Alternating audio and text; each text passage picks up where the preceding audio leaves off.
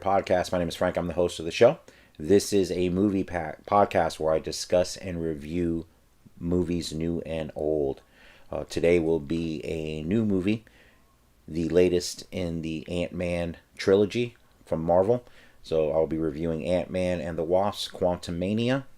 Before I do, though, let me get you some information about the show. Again, the show is a movie podcast where I discuss and review movies new and old.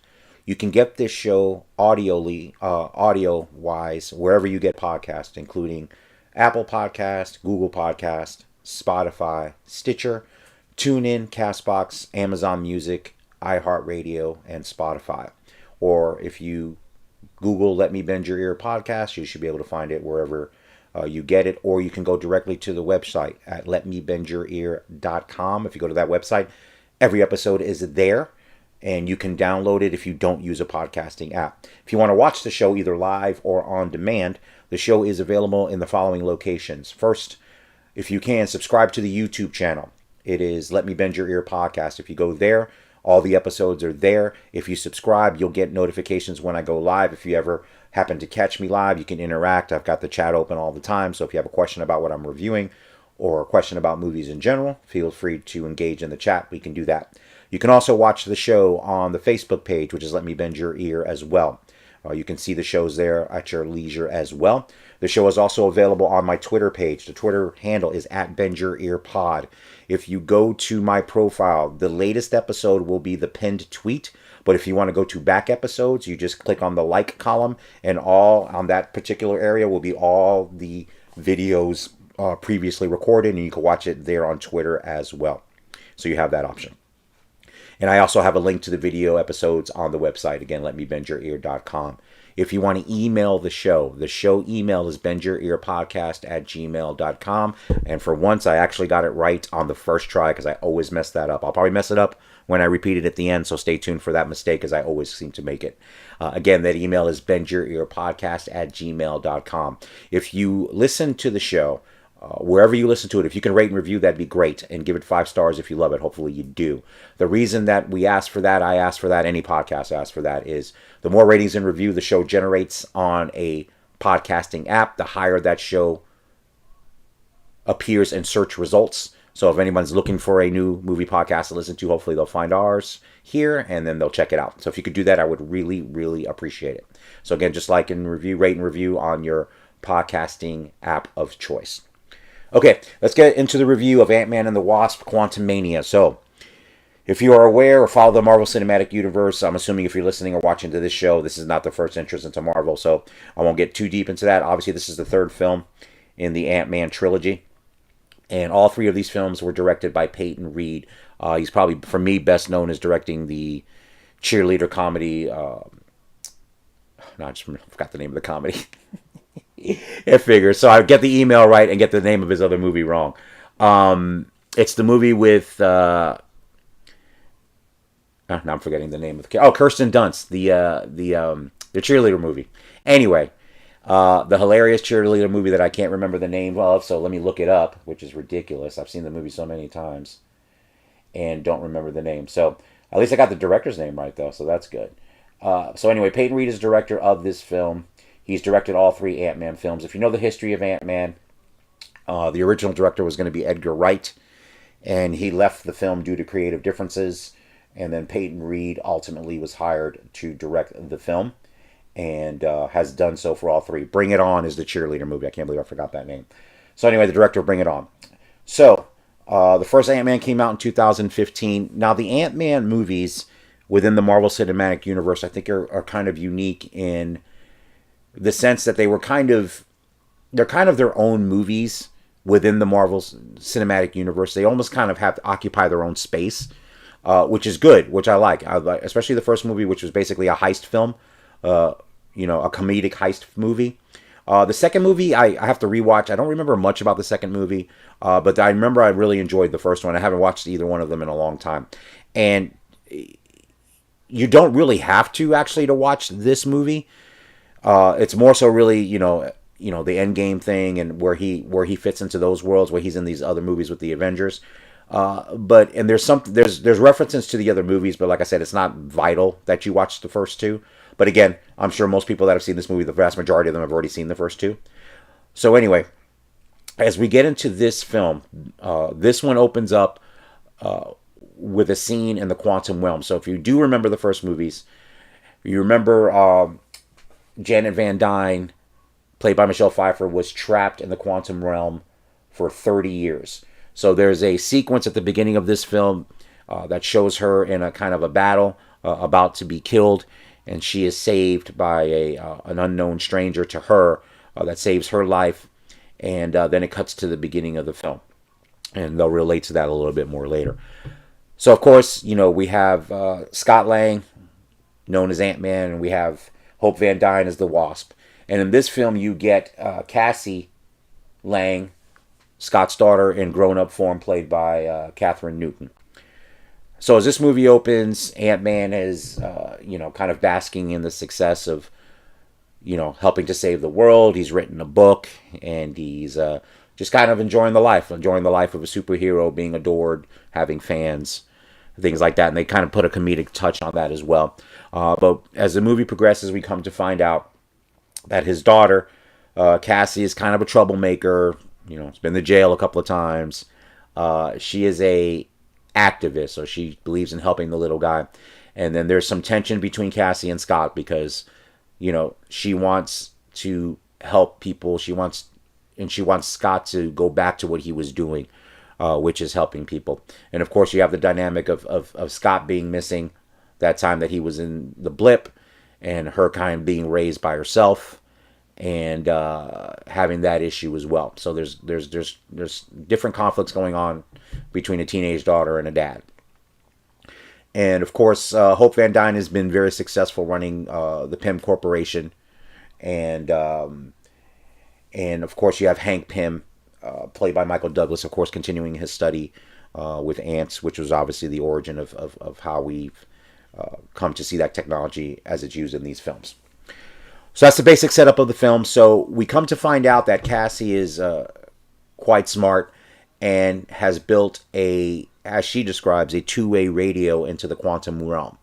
So basically how it works is she turns on the transmitter, for lack of a better term, and it sends a signal into the quantum realm, and then she gets a signal back from the quantum realm, which she's very excited about because she believes that they can research that area without the danger of having to go in there. So Janet Van Dyne is furious at this proposition. She is like, you must turn that off. This is dangerous. And what as the movie goes on, we find out, Janet has not told everyone a lot of what went down when she was there in the quantum realm and the things that occurred. She's kind of kept it to herself, but she's adamant that be turned off, that there should be no contact, no way to reach the quantum realm, that all it is, it's dangerous. So of course, she unplugs the machine, but something happens, and they are all sucked into the quantum realm. So Scott and Cassie and Hope and Janet and Hank are all transformed into, or are all transported back into the quantum realm. And this is where the majority of the movie takes place. So again, they get there, they encounter a whole new world of people there, beings there, and Hank and Janet and Hope are separated from Cassie and Scott. So the movie's kind of two tracks. It's kind of, there's two groups in that realm trying to navigate to figure out how to get the heck out of there. So you've got, like I said, you've got Hank and Janet and Hope, and you've got Cassie and Scott as well. So they meet a bunch of characters. There is, and it's not a secret because it's on the poster of the movie, you get a pretty funny cameo from Bill Murray as someone that Janet knew while she was in the quantum realm. And then you get the entrance, and I know I'm not a comic book reader, but I know a lot of people are excited to see MODOK in the film. And I know some people were unhappy about how that was done. I don't know the history of that character, but it's in the movie. It was funny to me. I thought it was almost like comic relief, but pretty funny. in the way it was presented in the film. So you get MODOK, and then you get several other characters, and like I said, the Bill Murray cameo. So again, as I was saying, the real narrative thrust of the movie is as they're navigating the quantum realm, specifically with Janet. They start to uncover. You start to find out little by little what actually she was doing those 30 years that she was down there.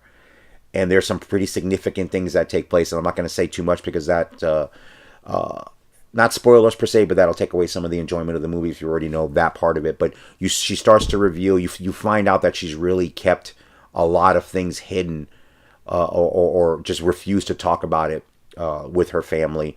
And due to the fact that they're back in there, these things are kind of forced to come to the surface and eventually to be revealed. So, of course, if you follow any of the media regarding this movie before it opened, the big deal here is, if I'm correct, this is the beginning of Phase 5 of the Marvel Cinematic Universe. So you get the introduction of Kang, who's played by Jonathan Majors, who's, I think, becoming a up-and-coming movie star. I know he's about to be in Creed 3. I think he was on that Lovecraft television series. Actually, I've never seen him before this film. Let me take that back. I've seen him play this character, or a variant of this character, on the first season of Loki.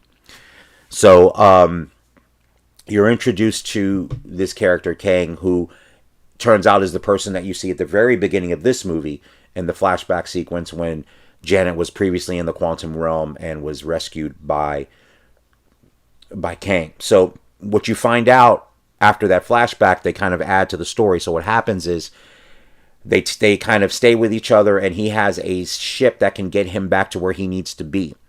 So there's a core that was damaged that needs to be repaired to power the ship. So they spend a very long time trying to figure out a way to do that, Janet and Kang.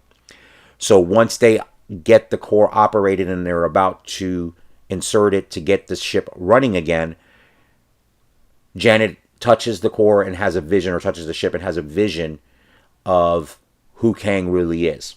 And she finds out that he's killed millions and millions of people, that he's a very bad person. So, of course, she attempts to destroy the core because she doesn't want him to get away. He offers her a deal. If you help me, I'll send you back to where you belong so you can be with your daughter, Hope. So when she finds out who he is, of course, she refuses to do that and destroys the core, and Kang is stuck there. And of course, from the previous events of the previous movies, you know that Janet gets rescued by Hank, and she's out of the quantum realm, and then she ends up back in here in this film. So Kang the Conqueror, basically, we find out, has been exiled to this place, to the quantum realm, because of the things that he's done. So the third act, the last part, the drive of the movie is his attempt to get out, to get the core repaired, and he needs Scott's, Ant-Man's, help to do it. And that's the main thrust of the third act of the film. So as far as the performances are concerned, like I said, Paul Rudd's always a likable presence. He's great as Scott. He's done his character, and he's just a good actor. You have Evangeline Lilly as Hope. She's fine. She's good. I love Michael Douglas and Michelle Pfeiffer's interaction with each other, their characters, and it's kind of great. And Janet kind of is almost the main part of this movie, because the things that she knows about the quantum realm, the things that she's done while she was there the previous time, are some of the most interesting aspects of the story. And as you find out what she's done, it drives the narrative. Now, as far as Kang, Jonathan Majors' performance, I think it's good. I've heard that it's phenomenal. I think he's a very good actor. I guess when I saw this movie, though, it's just, part of it is you don't see him really until almost an hour in. So he's not a constant presence throughout the film. It's almost, I think, and I didn't time it, but I think it's about an hour in, so almost halfway through the movie, you don't see Kang. And when he shows up, it's fine, and he's good, and I think he's good in his scenes. I think what's happening here is, and I think this is what hurts the movie, is it's an introduction to Kang, and that's fine. And I thought it was a decent introduction. I didn't think it was an outstanding introduction of a bad guy. Now, obviously, if you follow this stuff, you know that he's going to be the major villain in this film. and I think it was a good setup for it. What I think it's funny because it's a double edged sword with me with this review and this movie as well. So I think the last couple of Marvel films in this phase have been okay to disappointing. So Doctor Strange, which I didn't review for the podcast, is awful to me. I think it's terrible. The second one is terrible. It's one of the worst ones I've ever seen. Thor: Love and Thunder I enjoyed. I didn't enjoy it as much as Ragnarok, but I did like it. But a lot of people didn't like that movie either.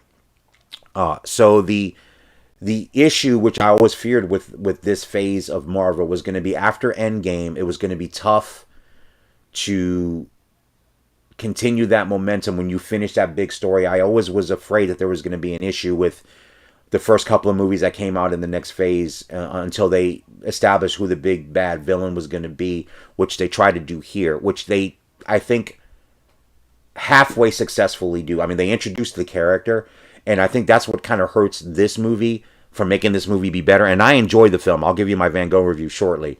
But I think it is hampered by the fact that it's almost a placeholder, and that it's basically a setup to get Kang going. And I thought it was okay. It wasn't terrible, but I thought it could have been more dynamic to me. I was expecting more dynamic. I don't know of a performance. I think he's good. But I was expecting more of that big introduction to really showing his power. But maybe that's coming in the next few movies. I know the next one in the gate, I think, is Guardians of the Galaxy Volume 3. And I don't know what role or non-role Kang is in or not. So I don't know. And we'll find out in a couple of months when it comes out. But I do think the introduction, this movie is a setup movie. And when you get, and in the Marvel Cinematic Universe, in my experience with the movies that are not as good as some of the other ones, and when you have a setup movie, as you're weaving the larger story, a lot of times that hurts that particular movie. It doesn't mean it makes the movie bad.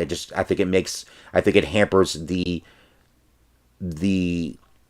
prospect of the movie being a great one when you're trying to do that. Because if you take Black Panther: Wakanda Forever, which turned out to be really good, even obviously in spite of the tragic death of Chadwick Boseman, what was so great about that movie was because of his death, it forced the movie to change into a movie about taking over leadership, about grief, about things that are very important, and gave the movie a deeper meaning. So for me, that was great. But with Ant-Man, I think because it's setting up this new phase, I think it hurts it a little bit. But again, I enjoyed the film. Now I know this film has gotten a low Rotten Tomato score. Now I don't know if it's a low critic score and a low audience score. I didn't look deep into that, or if it's low critics, high audience, vice versa. I enjoyed the film. I thought the film was entertaining. It was visually interesting. It was kind of bonkers, which I think it needed to be, because I think had it not had those elements in it, then I think this movie would have been a lot worse, and I would have given it a lot more of a negative review. I know a lot of people have given it a negative review, I think including my oldest son is not a big fan of it, didn't think it was very good. Is it classic Marvel? No, it's not a classic movie. Is it better than the first Ant-Man? No, but it is what I will give it credit for. It's trying to do something big. It's definitely big. Now, for the Ant-Man story, maybe that's not the best way to go, because it was always kind of, like I said earlier, carved out his own little space in the Marvel Universe, kind of its own unique comedic style. So obviously you get a lot of the comedy here, maybe not as much as you did in the first Ant-Man or even the second one, but you do get it here. And like I said, the acting is good all the way around. And for me, it was a fun movie. I took my son to see it, my 9-year-old. He enjoyed it a lot. And I did as well. I enjoyed it. And my review of it, I have to say, giving it out of 5 Van Goghs, I'm going to go ahead and give it 3.5 Van Goghs. So on that scale, it's a mild recommendation. And it's funny because I don't really have anything that I disliked about the movie. So if you ask, well, why are you only giving it 3.5? I think there's nothing wrong. There's nothing that I disliked about the film. As I said a couple of minutes ago, I do think the introduction of Kang could have been more impactful for me. And like I said, it's not because of the actor. It's because of what the story had him do.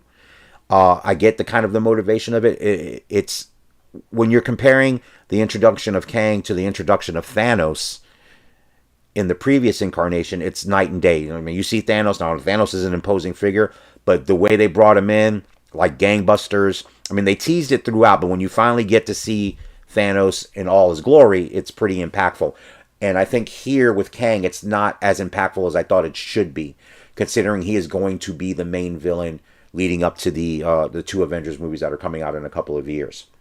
So that's my thought on that. So I'm going to give Ant-Man and the Wasp: Quantumania 3.5 Van Goghs out of 5. Like I said, I know some people are trashing the movie. It's definitely not a bad movie.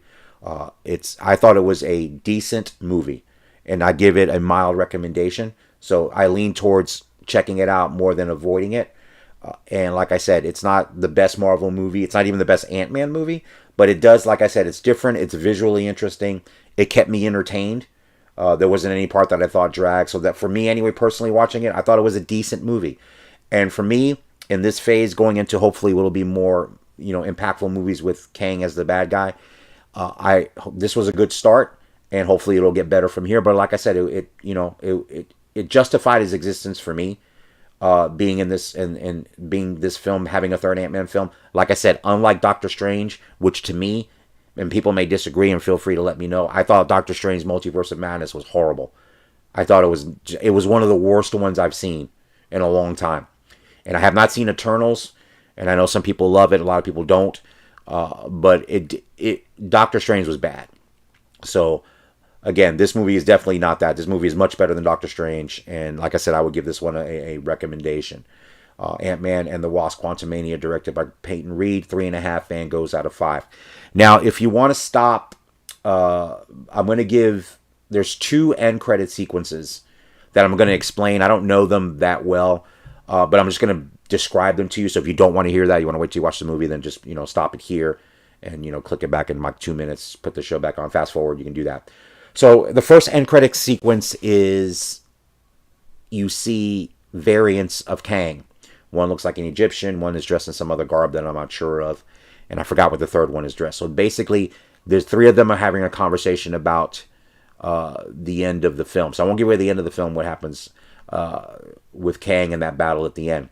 But they talk about that, and obviously they're variants. If you've seen Loki Season 1, the Kang character was not Kang in that, but it's the same actor, Jonathan Majors, and he's playing a variant in the world of Loki as well. Season 1.